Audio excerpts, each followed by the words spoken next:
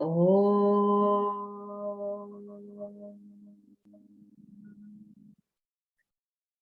Om. Om. Om Sahana Vavatu Sahanau Bhunaktu Saha Viryam Karavavahai Tejasvinavadhitamastu ma vidvishavahai. Om Shanti Shanti Shanti. Vakratunda Mahakaya Suryakoti Samaprabha Nirvignam Kurume Deva Sarvakaryeshu Sarvada. Saraswati Namastubhyam Parade Kamarupini Vidyarambham Karishyami Siddhir Bhavatu Me Sada. Samasta Jana Kalyani Niratam Karunamayam Namami Chinmayam Devam Satguru Brahma Vidvaram Mukham Karoti Vachalam Pangum Lankayate Girim Yat Kripa Tamaham Bande Paramananda Madhavam Paramananda Madhavam. Okay. So we are in chapter 4. And those of us who we might have forgotten where we were in the Bhagavad Gita, and we might have not picked up our book since we last saw each other. So we are in chapter 4. And so hopefully you have the right book in your hand. And let us read verses 30 and 31. Apare niyataharaha Pranan praneshu juhvati Sarve pyete yajna vidaha Yajna kshapita kalmashaha Yajna shishtamrita bhujaha Yanti brahma sanatanam Nayam lokostya yajnasya Kutonyah kuru sattama. So this is where we left off last time. I'm just going to share with you now the 12 yajnas, just so it's fresh in your mind. We will see what we've discussed, and then we will move forward today. Okay, so let us see here. I'll share my screen. This comes in Bhagavad Gita 4.25 to 4.30. And we are on the topic of 12 yajnas that are prescribed, okay? And so here in this chart, you will see the name of the yajna. Then here you will see who is performing the yajna, what is being offered, what is the fire, or what is the particular symbolism of the fire in that yajna, and what is the application in our lives. So the first one we saw was Daiva Yajna. This is in 4.25. And then this is for those who are interested in worldly prosperity, interested in wealth, in health, all kinds of things. And they actually offer oblations. They offer ghee, they offer grains, whatever it is they offer into the Vedic fire. And how we do that now is through our own practice of prayer.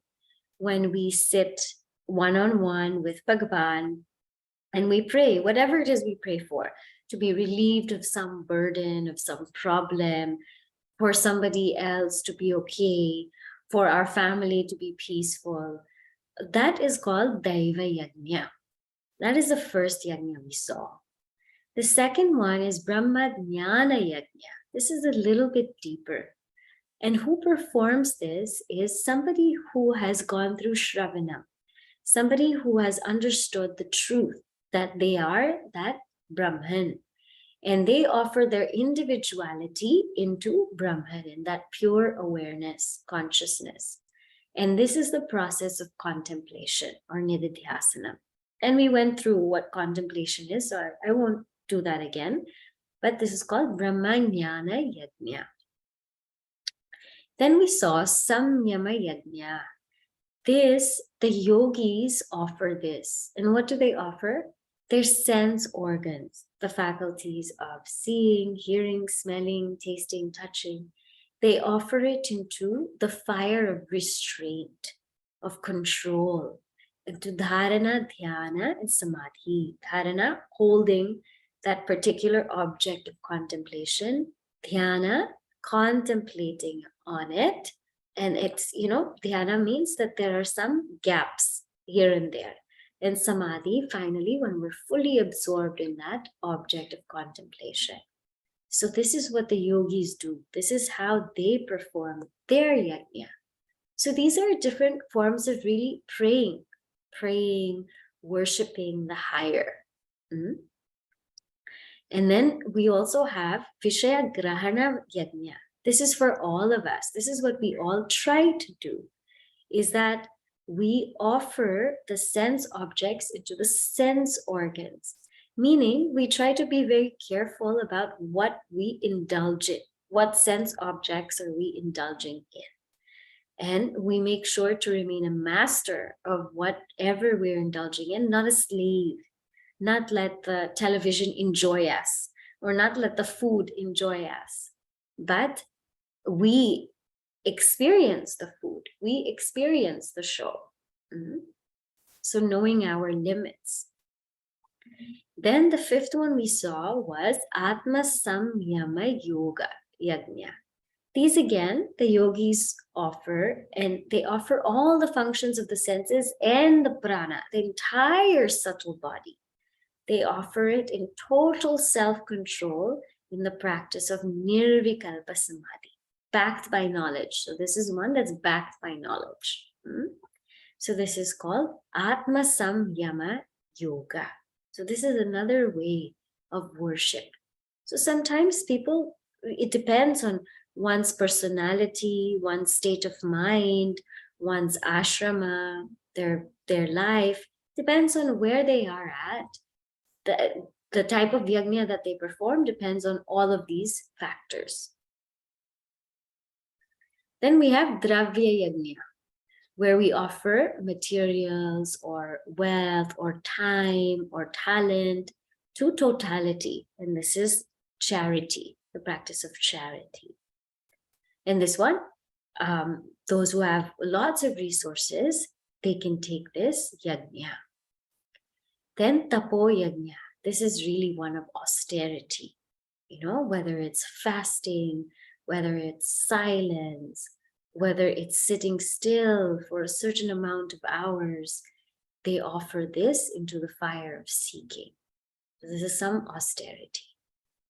Then we have yoga yajna.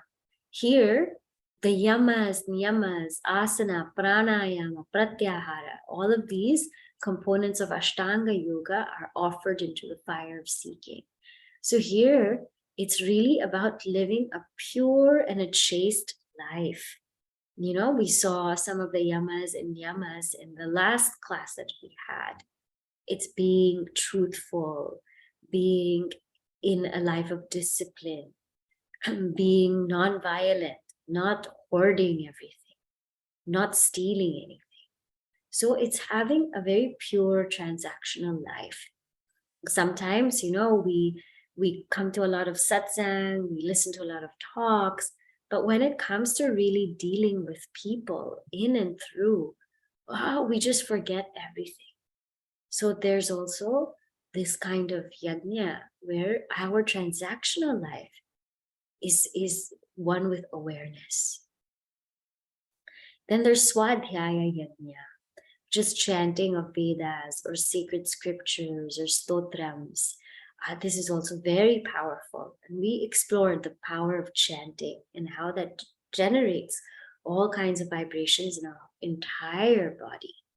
So that's also another yajna. Then we come to Jnana Yajna. And this is understanding the meaning of scriptures. So the practice of study and inquiry, like what we're doing now is Jnana Yajna, Shravanam and Mananam. Gurudev used this term Jnana Yajna to coin all of his lectures, this discourses that he had. He called them Jnana Yajna because it's offering that ignorance into the fire of knowledge. And so a very, very beautiful word that he used. Then we have pranayama yajna. Here where we offer inhalation and exhalation into breath control. So inhalation, exhalation, and holding the breath, the practice of pranayama. That's also very important for those who are in Ashtanga Yoga. And then finally, we have niyatahara, those who regulate their diet and inputs through the senses. They practice moderation in food, not only physical food, but things they see, they hear, etc. So in this way, we have seen now 12 yajnas, right? So now what is Bhagavan Krishna telling Arjuna? Bhagavan Krishna says now in verse 30, Sarve api ete yajna vidaha. All of the knowers of the sacrifice, not only those who are learning about the sacrifice, but those who perform the sacrifice, yajna kshapita kalmashaha. Their sins are destroyed by the sacrifice. And not only them, but in verse 31, it says, Yajna shishtamrita bhujaha, the ones who enjoy. What do they enjoy? Amrita, the nectar. The nectar of what? Shishta, the one that remains in the yajna. So those who enjoy the remains of the yajna, or those who help in the yajna, yanti brahma sanatanam. They too also become purified, and through knowledge, they reach that ultimate truth. So what is the message here? Is that all of those who not only know and perform the yajna, but also those who assist in the yajna, they become purified. Whatever yajna it is. So just take it up. It doesn't matter if we memorize all 12, if we know all 12. The most important thing is what we actually practice in life. We may know so many things, but it becomes like a burden, like a donkey is carrying all the clothes, the laundered clothes by the dhobiwala. They don't know anything about the clothes. They're just carrying it on their back.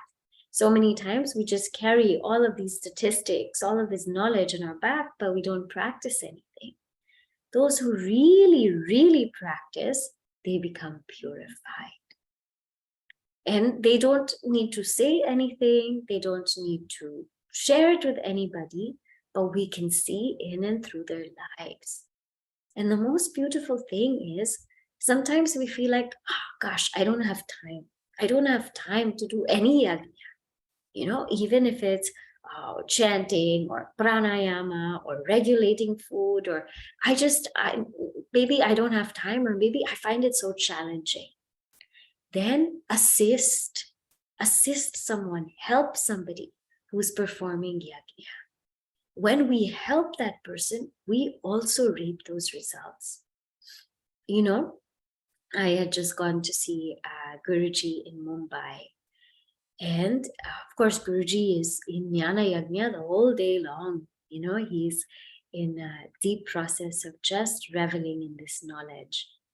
But because so many people are around him, they might not be reveling in the same way, but because they're around him, they're also benefiting. And it's not only the people who are immediately in proximity around him, even the gardener, even the cleaning people, even the ones who are washing clothes, even the ones who are cooking, the ones who are writing the books, who are recording the videos, all of those people just being in that vibration are benefiting. They are getting purified, knowingly or unknowingly. So if we don't have time, or if we find that we don't even know if we're capable of these yajnas, help the one who is performing these yajnas, because we also get highly purified just by that. Just by that, when we help them, they bless us, and their blessings go a long way, a very, very long way. You know, very sweet also. There is one crossing guard who lives near my apartment only, and I see her every morning or so when I go for walks. And she is from Bangla, and so I talk to her every now and then. And before going on a yatra, I told her I'm going to 11 Jyotirlingas, and she was very, very excited for me. And she said, I want to meet you again before you go. I said, okay, we'll meet. And so she messaged me. She said, you please come today. I have to give you something. And she gave me an envelope. And she gave me $5 for each Jyotirlinga. She said, every single Jyotirlinga you go, I want you to make a donation, make an offering. And she gave me 11 Bilva Patras. She said, for every Jyotirlinga you go, you make that offering. And she told me, she said, you come back and you bring me mitti, you bring me mud from each of the temples. I wasn't able to do that because it was a little bit fast, our journey. But I brought her other things. But even that, you know, she said that I can't go to all these places right now.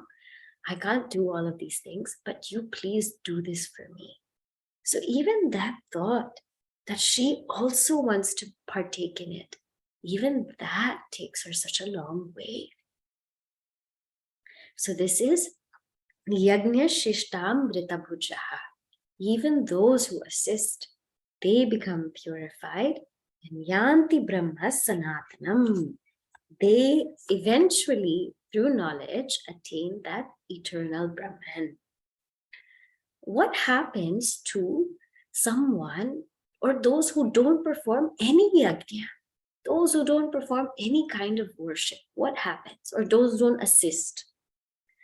Na ayam loka asti means there is nothing for them in this world. For whom? Ayajnasya. The one who doesn't perform yajna, there is nothing in this world for them to experience. And kutaha anya kurusattamaha. What about other worlds? What to talk of other worlds? In this world, they will not find any joy. They will not find fulfillment. They will not find bliss. In this world, what to talk of other worlds? So leading a selfish life is never fulfilling. We might think it's fulfilling to think about ourselves all the time and just keep thinking about me, me, me, me. But we will not find peace. We will not find joy. So if we want some semblance of peace or joy in this very life itself, in this very moment, then pick a yajna, pick a few yajnas and perform them thoroughly. This is what Sri Krishna told Arjuna.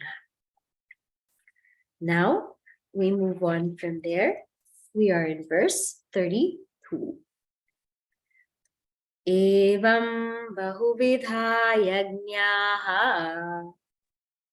Evam bahuvidha yajnyaha. Vitata brahmano mukhe. Vitata brahmano mukhe. Karmajan vidhitan sarvan. Karmajan vidhitan sarvan. Evam nyatva vimokshase. Evam jnatva vimochyase. Evam bahuvidha yajnyaha vitata brahmano mukhe karmajan vidhitan sarvan evam nyatva vimokshase. Evam. So Shri Krishna says, Evam. Evam, in this way, I explained to you all of the yajnas, and don't think that there are only 12 yajnas. There are so many more. Like we didn't mention japa. Japa is also a yajna. We didn't mention tirtha yatra. Oh, that's also a yajna.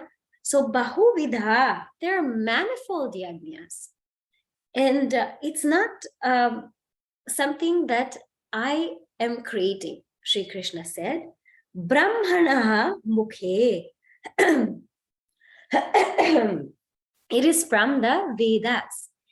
Brahmana, Brahma here means Veda. Brahmanaha, of the Veda. It is of the Veda. Mukha, of the mouth of the Veda, or the face of the Veda. Vitata, and it's spread in the Veda. There are various different kinds. Why are there different kinds? Because there are different kinds of students. So some students who are like yogis, they prefer to do the ones of pranayama, the ones of yoga asanas, the dharana, dhyana, samadhi.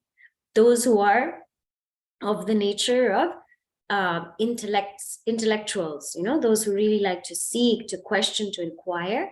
Theirs would be shravanam, mananam, nididhyasanam. Those who like to give charity, they would do the dravya yajnas. So it depends, because there's so many different kinds of seekers. There's so many different mindsets. So vitata, it's spread out all across the Vedas. So bahuvidha means there's many more. Don't think there's only 12. Vitata means there's so many because there's different kinds of seekers. And these are not just hearsay. These are in the Vedas themselves. So what? So Sri Krishna says, Vidhi. Arjuna, Vidhi means know karmajan. They're all born of karma. Tan sarvan. They're all born of karma. Nyatva, having known them, vimokshase. You will be liberated. So thus, innumerable sacrifices lie spread out before Brahman, literally at the mouth or the face of Brahman. Brahman here means Veda. Know them all as born of action, and thus knowing you shall be liberated. So what do we mean by born of action? These 12 yajnas, what do you mean born of action? Here it's made very, very clear in the Bhashya, in the commentary. It says, Karmajan means Kayika, Vachika, Manasika. So all of these yajnas are either performed through the body, through the speech, or through the mind. All of them. Even Shravanam. Even Shravanam is an action. Even listening is an action. Even Mananam, reflection, is also an action. Even meditation is also an action. All of them are actions. They're all being performed by the mind, the speech, the body. So this is called karmajan. They're utilizing these instruments. So Sri Krishna says, Arjuna, know that all of them are utilizing these instruments. But also know that you are not the one performing them. So perform these yajnas knowing that you are not the performer. So here it says, Ata. Ata means therefore, Arjuna, because I'm reading from the commentary, so you won't find this in the book. Evam nyatva vimokshase. Having known these yajnas, you will be free from samsara. Namad vyaparaha means these are not my actions. I'm not performing these actions. I am nirvyaparaha. I am actionless Brahman. I am actionless Atma. So the speech is speaking, the eyes are seeing, the ears are hearing, the whole body is moving, but I am actionless. So perform the yajnas knowing that I'm not the performer. And knowing this, This is called Samyak Darshana. This is called Samyak Darshana. And in this way, one is free from samsara. So this is what Sri Krishna tells Arjuna, that I know that you know all of these yajnas. I know that now you understand the different kinds, but I want you to know something deeper. So when you perform them, know that you are not the performer. And that is ultimate freedom. Ultimate freedom is that we have nothing to do with the action. We are not the doer. We are not the enjoyer. So this is again coming back to verse number 18. Karmani akarma yaha pashet. The one who sees the actionless self amidst all the action, that person is buddhiman. And that person is kritsna karma krit. That person accomplished all the karmas. So now, okay, Bhagavan Krishna, you enumerated so many different kinds of yajnas, and you're saying that all of them are performed through body, speech, and mind. But naturally, the question will come, I want to pick a yajna.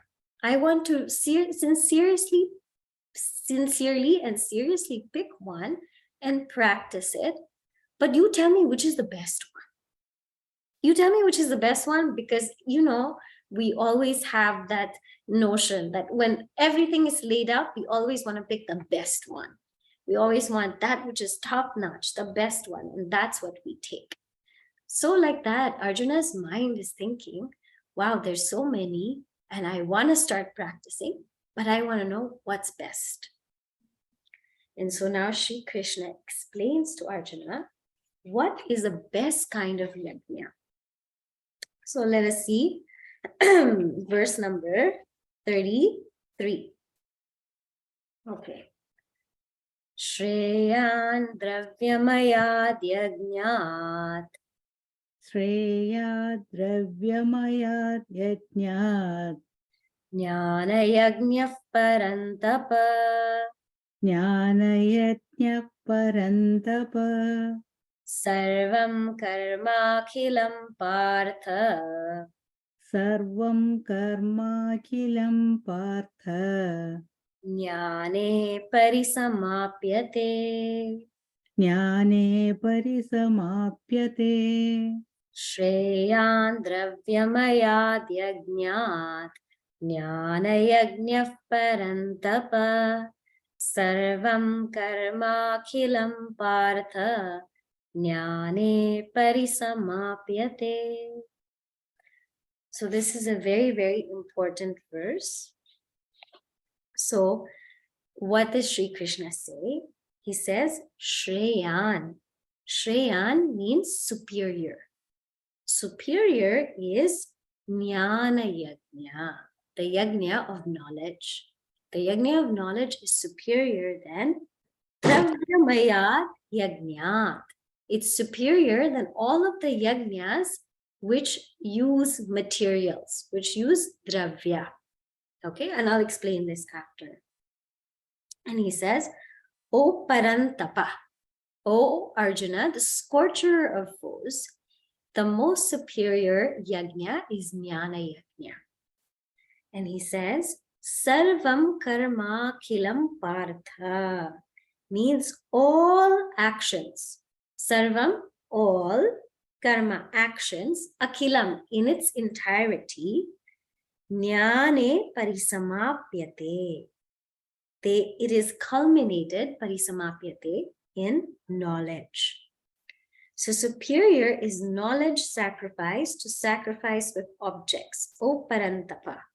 All actions in their entirety, O Partha, culminate in knowledge. So this second line of this verse is very, very well known. Sarvam karma khilam partha jnane parisamapyate. So first, let's see what's dravya yajna. So we all know all of it are actions. Actions in the sense that everything that we saw is being performed by the body, speech, or mind. Whether it's the act of charity, whether it's the act of concentration, contemplation, listening, reflecting, inquiring, it's all performed by body, speech, mind, either or all of them together. Now, what is the difference? See, when we say dravya here, it means that we are using our senses, our mind, our body, etc. And the result is also some kind of material. So when we do charity, for example, the result that we get is we will get maybe name or fame or recognition. It's of a very material nature. When we indulge in or when we try to practice engaging the sense organs and the sense objects in a limited manner, right? What are we getting? What are we gaining? We're gaining purity of mind. We're gaining purity of mind. We're gaining concentration of mind. So all of it is bhuta in nature. It's material in nature. 1 second, I'm hearing some noise here. All of it is material in nature. So the mind itself, we know, is of the nature of 5 elements, right? It's made from pancha mahabhutas. So when we're talking about purifying the mind, making it single pointed, making it sattvic, enriching it, all of it, that's all material in nature. When we're talking about our speech, beautifying our speech, speaking the name of God, speaking the name of truth, that is again beautifying it. That's all bhuta. Or the body, performing seva, performing various tirthas and going to pilgrimages and yatras. Again, that's for bhuta. It's for the body. So this body, speech, and mind, we're performing it through the body, speech, and mind, but the result is also the purification of the body, speech, and mind. So for dravya yajna, this is what happens. The purification of the body, speech, and mind, this is what's the result. But in jnana yajna, the result is very different. The result, although we're using the speech and mind, the result is not purification. The result is not producing something. We're not trying to produce anything with jnana yajna. What we're trying to do is to reveal that which is already there. When we perform karma yoga, bhakti yoga, japa yoga, etc., we are trying to produce a certain kind of mindset, trying to produce a cleaner mind, a more focused mind, a purer mind. We're trying to produce something that's not there. And as long as we put forth effort, that then it will happen, it will work. And the amount of effort we put, that amount we will be purified. But jnana yajna is not like that. We're not trying to produce anything. What jnana yajna is trying to do is just to understand who we are. It's trying to reveal our true nature. We cannot produce Brahman. Brahman is ever there. It's already there. We are already that. So jnana yajna is removing all of the false notions and trying to realize what we already are. That's the difference. That's why it's called jnana yajna. It's not producing a result. It's revealing what is already there. So that is the key difference. Another key difference, the second key difference, is that sometimes what happens, especially when we do not have bhakti or devotion, when we engage in this kind of worship, where we're controlling our senses, we're practicing a lot of japa or practicing a lot of yogic sadhana, we gain certain siddhis, certain things happen to our mind, and we become very proud about it. We become very proud about our sadhana, that we can do this, or we can remember this much, or we can see things, or we can hear things, we tend to become very proud, very egotistic about sadhana.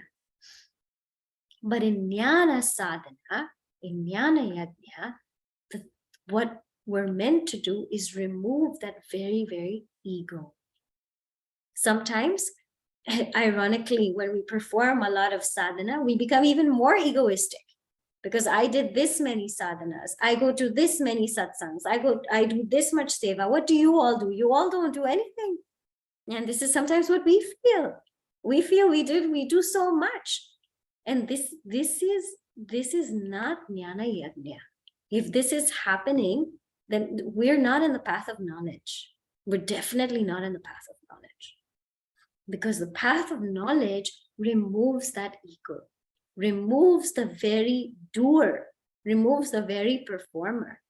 The one who's doing Shravanam removes the listener, removes the one who's reflecting, removes the contemplator.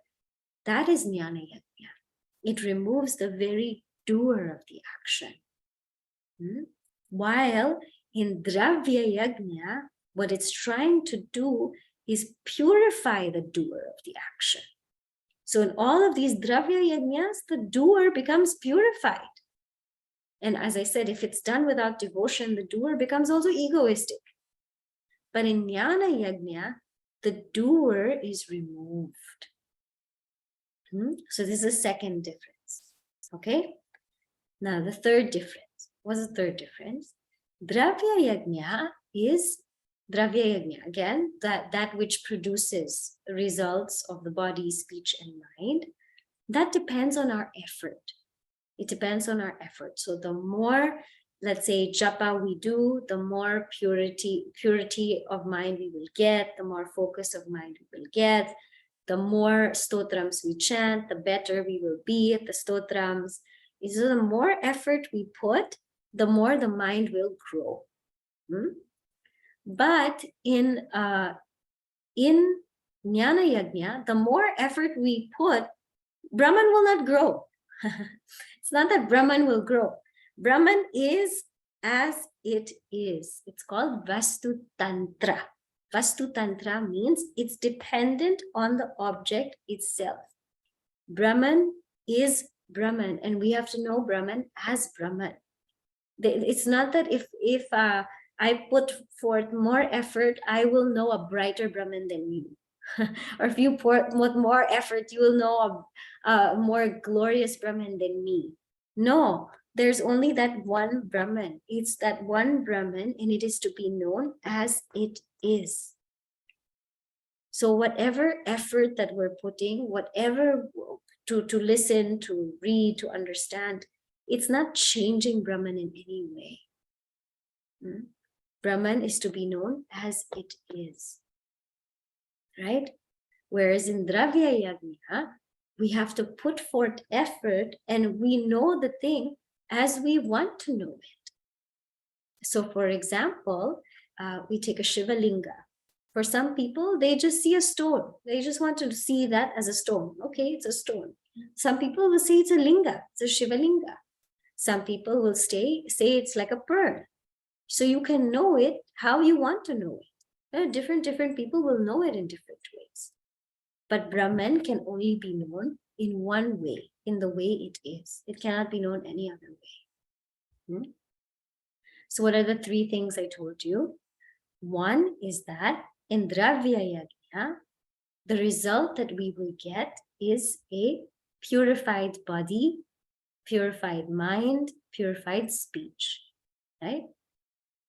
In jnana yajna, the result that we will get is Brahman. And Brahman is not something that will come after. Brahman is always there. It's always there. It's always there. It is something that will be revealed to us. It's always there. It's not something that will be produced. Second, in dravya yajna, the doer will be purified, will be made sattvic. In jnana yajna, the doer will be removed. Doership will be removed. The third one, in dravya yajna, it depends upon the effort that I put and also the way I want to know that particular object or thing. But in Jnana Yajna, I have to know Brahman as it is. There's only one Brahman. And so in this way, Jnana Yajna is way superior, because Jnana Yajna is what takes us straight to moksha. It's a direct means to freedom. Direct. Now, someone might say, well, that's wonderful. So let me focus on Jnana Yajna. Okay, but we can only focus on Jnana Yajna if we have done Dravya Yajna before. So don't think that we can go straight to Jnana Yajna. I'm going to drop all of the things that I've been doing and I'll just focus on Jnana Yajna. Wait, see where we are in life. We should have gone through some karma yoga, bhakti yoga, raja yoga. We should have gone through some element of it, some way of it. You know, it doesn't matter. It doesn't have to be exactly the Hindu karma yoga or bhakti yoga. In any religion, in any particular faith, we must have gone through some cleansing process. If we did not, then Jnana Yajna, even if we put forth effort, it will not yield results. It is like a person who's 5 years old. Huh? 5 years old, and the 5-year-old is very clear, I want to be a doctor. Oh, very good. So the 5-year-old says, I'm very clear I want to be a doctor. Therefore, I don't need to go to school. Send me straight to university and I'll sit in that class. Now, what will happen to the 5-year-old? They will just fall asleep. They will just fall asleep because they won't be able to understand anything in that university. Yes, that medical degree is directly related to being a doctor. They would have to get that to be a doctor. But to get that medical degree, they have to pass through elementary and high school first. So, yes, Jnana Yajna is superior. Yes, Jnana Yajna directly leads to moksha or liberation, but it requires some purification on the part of the seeker. And if the seeker has not done that purification, then Jnana Yajna will not yield its result. This is what has to happen. So then, how do I know what's for me? If you are questioning, that means Dravya Yajna. When your mind is silent and there are no more questions, that means Jnana Yajna. And what is Jnana Yajna? Jnana Yajna doesn't mean you have to be still. Remember, Jnana Yajna means that you are the actionless self amidst all the action. So if there is a lingering question in my mind, do Dravya Yajna. If my mind has fallen silent, then you already know what to do. And it says, Sarvam karma khilam. Sarvam, all karmas. Jnane parisamapyate. Every single thing that we do in life is to gain knowledge. There's no other purpose. There is no other reason. We are doing japa to become single-pointed, to gain knowledge. We go on tirtha yatra to feel devotion for the Lord so that we gain knowledge. We serve other people. We get into our professions so we become purified, gain knowledge. We have families, we have children, so that we learn how to become selfless and we develop qualities of forbearance, of patience, of love and care to gain knowledge. Everything in this world is only to gain knowledge of the truth and to realize our true self. There is no other purpose. If we are very, very clear about this, then we will walk quicker. Otherwise, we will be like headless chickens running around, not knowing why we're doing this and why we're doing that. Remember, life only works when everything is centered around one goal. When we have so many goals, nothing will happen. We will be running from one direction to the other, going here and going there. And all we will feel at the end of the day is tired and burned out. That's why we have this burnout syndrome. Everybody's burned out. Why? Because we don't know what we're doing. We don't know what we're doing. Every day we're going here, we're going there, we're doing this, we're doing that, calling this person, calling that person. We cannot just sit still. Okay, if we cannot sit still, it's okay. But do everything centered around that one goal of realization of the truth. Because even if you don't have that goal, that is the goal. You will come to that. Even if you don't want to come to that, you will eventually come to that. So why not start now? And that just brings more richness and meaning to life, that everything is done for this knowledge. Sarvam karma kilam partha jnane parisamapyate. And one more beautiful thing that is brought out here in the commentary, Adi Shankaracharya ji reminds us of a verse in chapter 2. And he says that in a verse in chapter 2, there was an example that says when everything is filled, imagine a place where everything is flooded with water. Everything is flooded with water. Will anybody want to have a pond? Will anyone crave for a pond? Everything is flooded with water. There's water everywhere. Will anyone crave a pond? No, right? The pond is not required. The pond is not needed, and the pond will not even be sufficient because everything is flooded with water. In the same way, somebody who has realized this truth, who's flooded with knowledge, all of these actions are like ponds to them. They don't need to perform them. They may perform them, but they don't need to perform them because they are already flooded with water. So don't say if we meet one Mahatma, one realized person, oh, I saw 12 yajnas in the Bhagavad Gita and they're not even doing any of the yajnas. How are they living their lives? Sarvata samplutodake.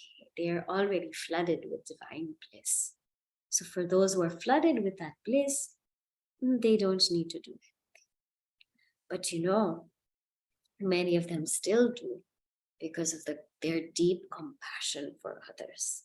They continuously share, they continuously repeat, they continuously read, learn, and reach out to people simply because of their compassion. And that's why we are ever grateful to them. Now, someone says, okay, now you have made me very, very curious about Jnana Yajna and this path of knowledge. How do I gain knowledge? How does one really, really gain knowledge? What is the process to do it? So Sri Krishna says, Arjuna, I'll explain it to you. And we are now on verse 34. Tadvidhi pranipatena. Tadvidhi pranipatena. Pariprashnena sevaya. Pariprashnena sevaya. Upadekshanti te jnanam. Upadekshanti te jnanam. Jnaninastattvadarshinah. Jnaninattattvadarshinaha. Tadvidhi pranipatena. Pariprashnena sevaya. Upadekshanti te jnanam jnaninastattvadarshinah. He says that vidhi, that, that, vidhi, know. So know that knowledge. Tat here means knowledge. Know that knowledge. How? Pranipatena, by long prostration. Pariprashnena, by question. Sevaya, by service. And after that, jnaninaha, the wise, tattvadarshinah, the ones who have realized the truth, upadekshanti, they will instruct to you, what? Jnanam, that knowledge. So know that knowledge by long prostration, by question and service. The wise who have realized the truth will instruct you in that knowledge. So first, let's see here. He mentions 3 things that every seeker needs to gain the knowledge. First is pranipatena. Pranipatena. Now this comes from the root pat. Pat we know means to fall. Pranipatena, to fall flat. Here in the commentary, Adi Shankaracharya ji says, it is like Dirgha Namaskar. So, Dirgha Namaskar. Prakarshena Nichehi, to go all the way down. Acharyan Abhigamya, having approached the Acharya, the teacher, Dirgha Namaskar. Now, what is this Namaskar in our tradition? This Namaskar is a position or a pose of ultimate surrender. Ultimate surrender. See, we cannot tell the teacher everything. You know, so many things. How do we tell the teacher that I surrender to you? I really want to learn from you. How many things can we say, to the teacher? This pose says everything. This namaskar says, I surrender to you. I offer myself to you. I have no more notion of who I am.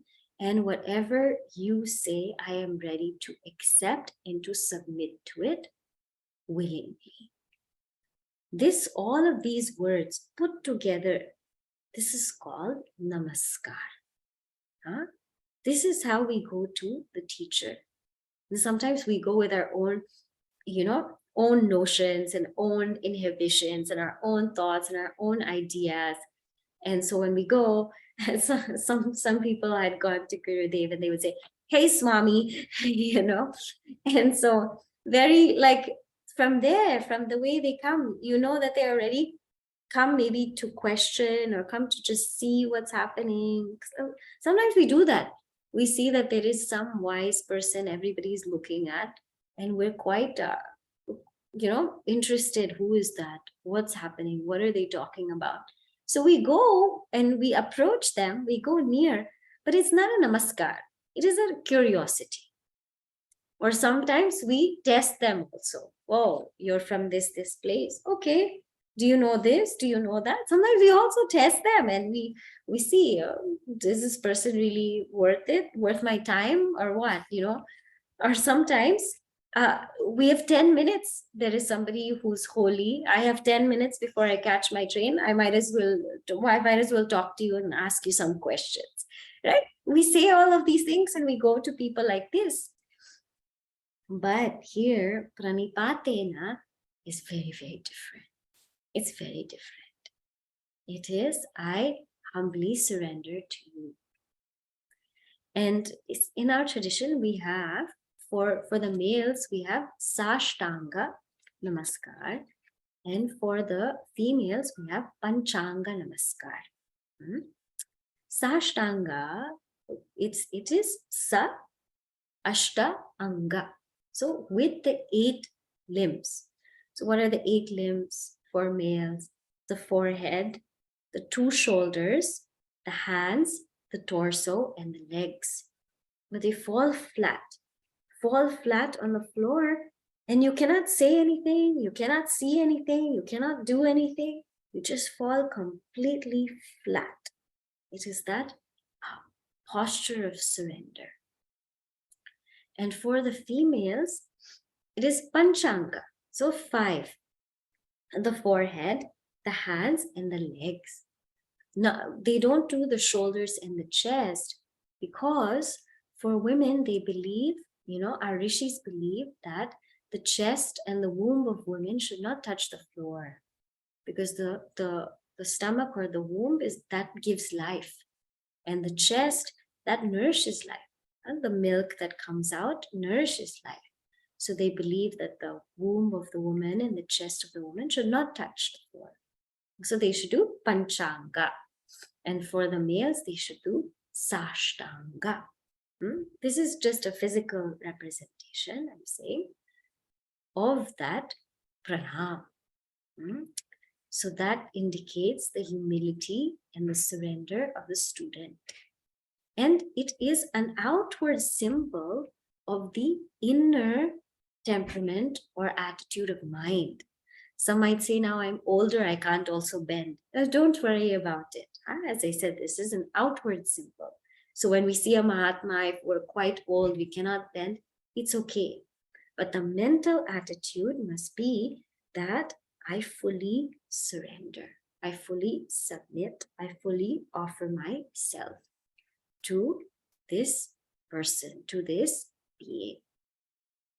Now, a question can come, can't we do that to a book? Like we do namaskar to a book. But very often we have an altar of books and we do namaskar to a book.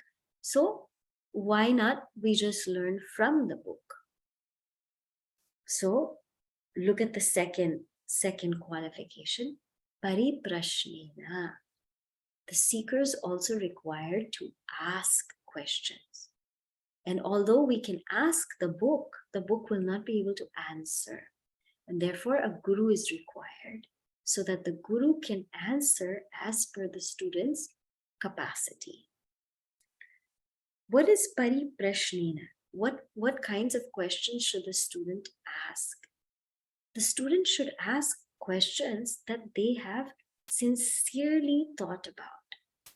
Something that they have heard. First of all, it has been the realm of knowledge. That's the most important. The realm of not in the realm of money or this other, some relationship or this or that. The realm of knowledge. Realm of knowledge meaning, how do I become free from this samsara? What are the practices that I can do that can help me progress further in this path? What are the things I should read or I should look into more? Or I have a doubt about this verse. I'm not sure what this word means. So the questions should first be in the realm of knowledge. And the second is, the question should be something that's well thought of, that the student really is thinking about, and it's coming into their mind. And third, it should also be clearly stated. Sometimes many questions come, and for 5 minutes the person is talking, but there's no question yet. It's just and they themselves forget what they're about to ask. So pariprashnena means this. You ask, because that is the tradition of our culture. The tradition is that students are allowed to ask. And this is how our Upanishads take place. This is how the Bhagavad Gita takes place. Arjuna asks, Sri Krishna answers. And many a times, Sri Krishna knows what Arjuna is about to ask, and he answers. Our time is up. We will stop here. I'll complete this verse next time, next week. Yeah. But this is also a very, very beautiful verse. So please reflect on the things we talked about today, especially Jnana Yajna and what that really means. And please also, let's all start thinking about which yajnas we should practice or which we are practicing and how much more depth we can bring into it. It's not about the quantity of what we do, but really, is the quality there? And are we transforming? This is the most important question to ask ourselves. We have attended so many satsangs, done so many things. Are we transforming? Okay, I'll say the closing prayer, and then those who have questions can stay back, or whoever wants to stay back can stay back. Om Purnamadav Purnamidam Purnat Purnamudachyate Purnasya Purnamadaya Purnameva Vashishyate. Om Shanti Shanti Shanti. Harihi Om Shri Gurubhyo Namaha. Harihi Om. Okay.